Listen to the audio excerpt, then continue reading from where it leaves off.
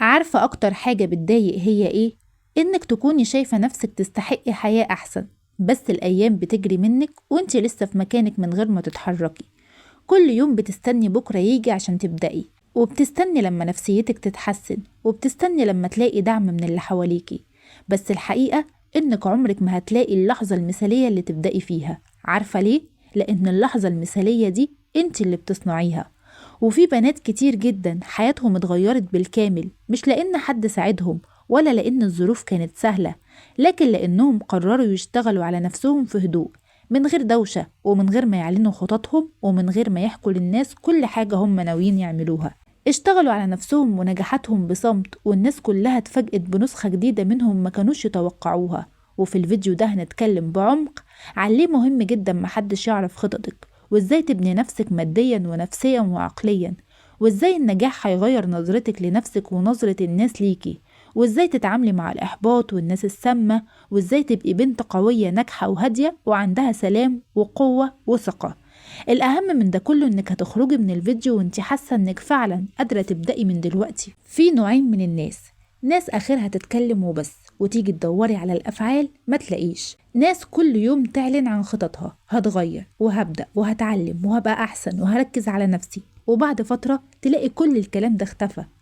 وناس تانية بتختفي شوية، تهدى وتفكر وتنظم وترتب حياتها وتبطل شرح وتبرير، وتبدأ تشتغل على نفسها وبس، وفجأة الكل يتصدم: هي اتغيرت امتى؟ هي ازاي بقت كده؟ هي امتى نجحت؟ وهنا أنا عايزة أقولك شغلك على نفسك في السر ده مش لقم ولا خبز ولا إنك حد بوشين، لكن أوقات كتير السكوت ده بيكون ذكاء. مش كل حاجة بتحلمي بيها لازم تحكيها للي حواليكي، ومش كل خطوة لازم تصوريها، ومش كل خطة لازم الناس تعرفها قبل ما تبدأي فيها.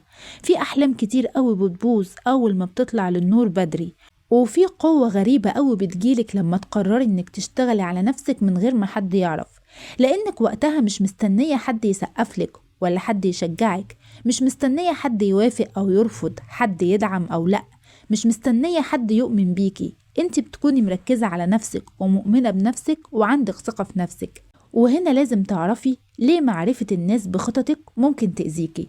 مش لازم الأذى ده يكون مباشر أو عن قصد، أوقات الناس بتأذي من غير قصد، بإحباط، بسخرية، بتقليل، بتشكيك، بتخويف. في ناس لما تقولي لها هبدأ أتعلم يردوا ويقولولك يعني هتعملي إيه بالحاجة اللي انت هتتعلميها دي؟ تيجي تقولي إنك هتغيري من نفسك ومن حياتك، يظهر اللي يقولك انت كل شوية تقولي كده وما بتعمليش حاجة.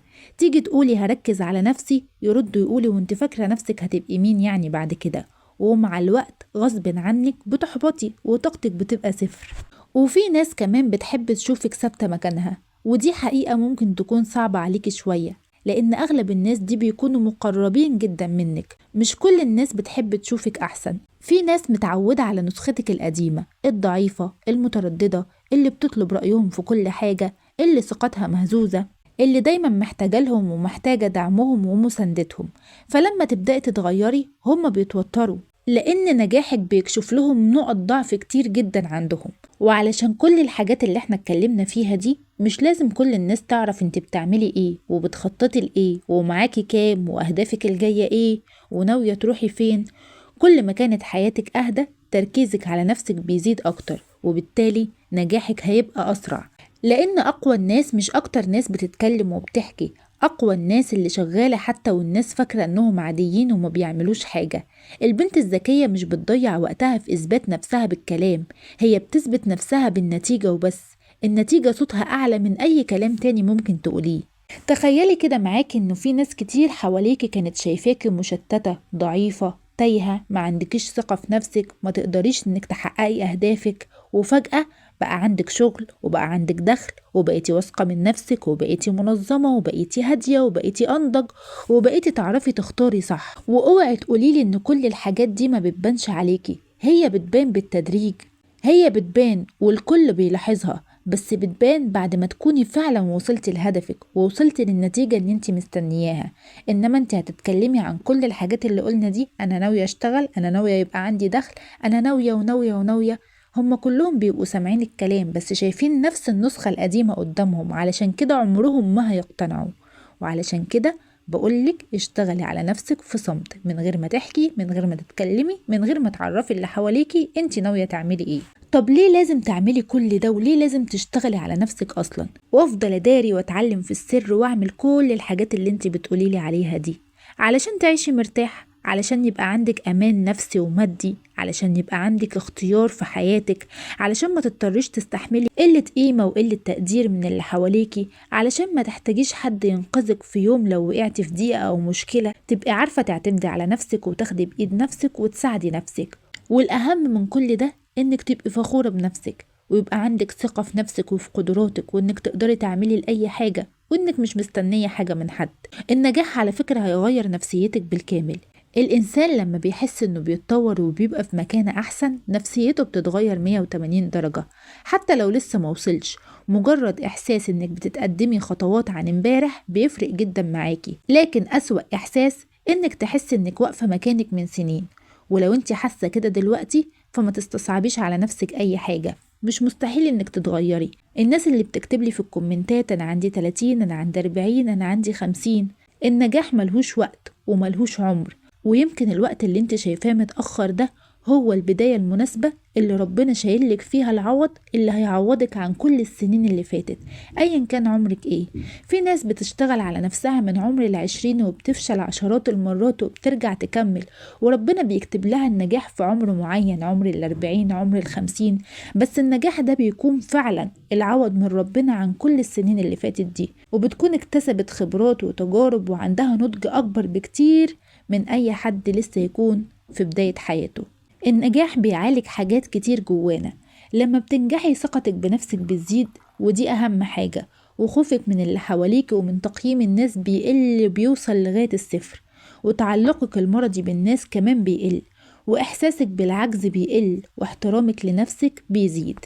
ايه الحاجات اللي لازم تشتغلي عليها في السر من غير ما حد يعرف؟ دي جزئية مهمة جدا في فيديو النهاردة. اولا اشتغلي على عقلك، اقري وتعلمي واسمعي حاجات مفيدة، وشوفي تجارب ناس تانية حواليكي على السوشيال ميديا او بره السوشيال ميديا.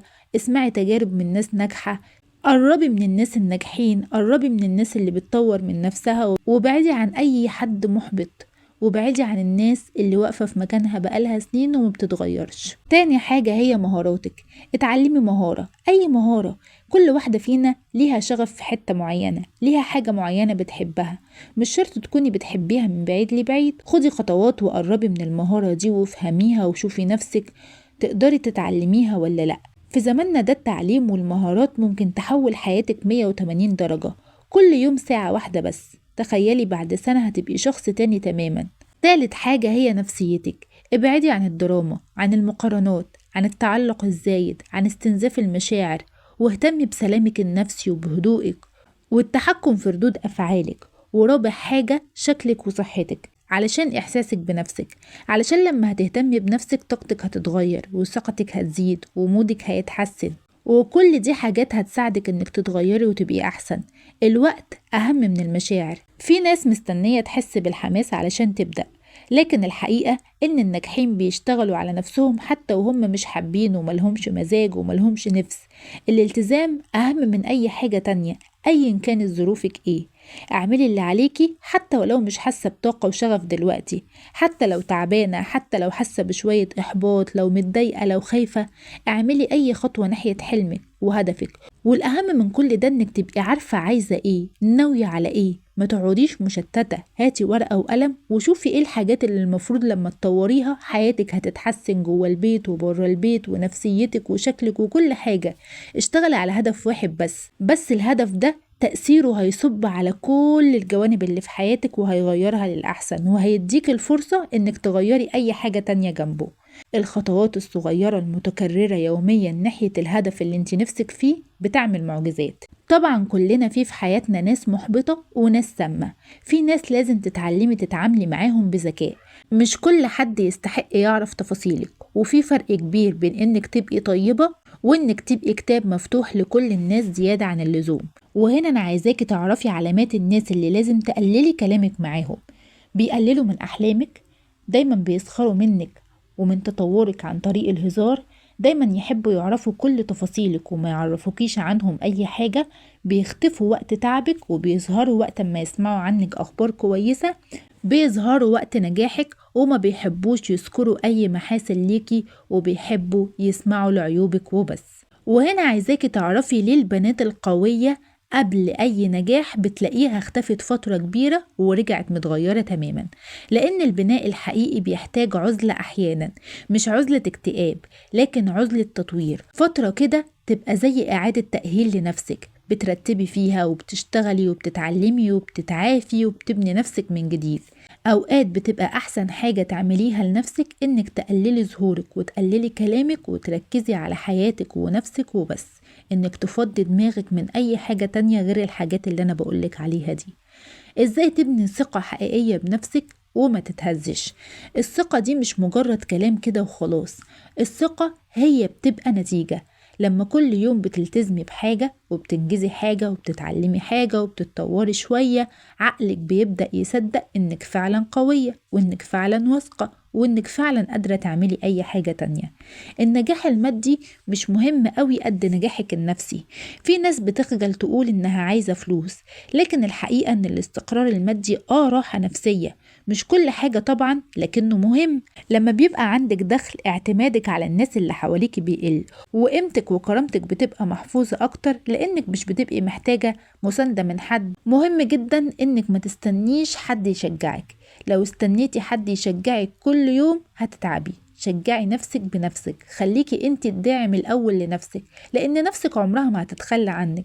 لكن في حد ممكن يشجعك النهاردة، بكرة مش فاضي، بعده تعبان، بعده عنده مشاكله، فمش كل يوم هتلاقي اللي يشجعك. لكن لو عودتي نفسك انك انت اللي تطبطبي على نفسك وتاخدي بإيد نفسك، نفسك عمرها ما هتتخلى عنك. انت تستحقي تبقي أحسن بنفسك مش بحد تاني. صدقيني لو طبقتي كل الحاجات دي بعد فترة مش كبيرة قوي، هتكوني نسخة هادية وقوية وناجحة ومركزة وعندك دخل وعندك هدف، والناس كلها تبقى مستغربة انتي امتى اتغيرتي كده. اشتغلي على نفسك في السر، مش خوفا من الناس لكن حفاظا على طاقتك. ابني نفسك بهدوء وتعلمي بهدوء وتعافي بهدوء وانجحي بهدوء، وخلي نتيجتك هي اللي تتكلم عنك مش لسانك. وفي يوم من الأيام الناس اللي كانت بتشكك فيكي هتبصلك بانبهار، مش لأنك كنت بتتكلمي كتير لكن لأنك كنت فعلا بتشتغلي على نفسك. ابدأي النهاردة حتى ولو بخطوة صغيرة، بس وعدي نفسك إن النسخة الجاية منك هتكون أقوى وأهدى وأنجح بكتير. خلص فيديو النهاردة، بس كلامنا مع بعض عمره ما هيخلص. استنوني في فيديو جديد قريب جدا. استودعكم عناية الله. السلام عليكم ورحمة الله وبركاته.